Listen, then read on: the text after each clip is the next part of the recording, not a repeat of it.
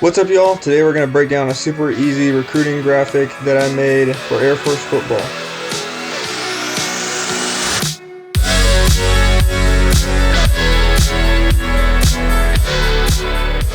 So to start with, I found this background picture of the sky with some cool lightning and stuff going on. I added in this cutout. I added on a white color dodge inner shadow and a pink color dodge inner shadow. And then I ended up making his whole body black and white and then boosted the contrast a little bit, brightened up the spots on his helmet. If you click on curves, make sure this box is the one that's selected. Hold down Alt and then click Auto. It'll bring this up and you can do find light and dark areas, and then you click on shadows and you go to the darkest point in the background, click on highlights and you go to the lightest point in the background, and it will make your image kind of look like it's blended in with the background a little better. So then I painted on a little more of the background on top of him, and I added in these plane photos, added in a inner shadow, which is a light coming from the right side, just a color dodge inner shadow, and a motion blur to make it look like it was moving. I added one more, did the same thing for both of those, and then I blended it in with the background again using this curves layer, and then I added in another layer over top of the background, set it to color and set it to 40% opacity so that the planes really look like they're in the environment. Then I added in these three clouds and I put in the background over top of them and set it to hard light, and then I added in this plane and did the same thing I did to the other planes with the inner shadow and a motion blur, and then did the same thing with the curves layer, trying to make it look like the background, and then adding in another layer of the background over top, set to color and set to 35% opacity. Then this is just that generic light layer that I added in with the shading in the bottom right and kind of a light source coming from the top left. Then I made that a layer and I did the apply image thing, and then I set it to screen and painted in the Gaussian blur light from the background. Put a color lookup over the whole thing to give it one final look and set that to 55%. And then I just added in the marks and the final words. So subscribe to my channel and check out this playlist to see more graphics like this.